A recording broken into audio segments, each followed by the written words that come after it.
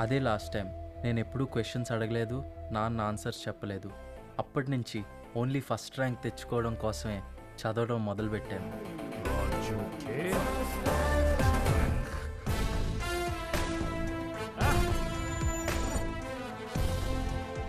First rank వచ్చిన ప్రతిసారి మా నాన్న అందరికీ స్వీట్స్ పంచేవారు.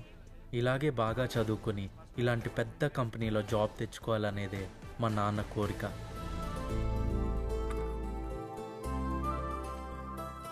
కానీ హఠాత్తుగా ఒకరోజు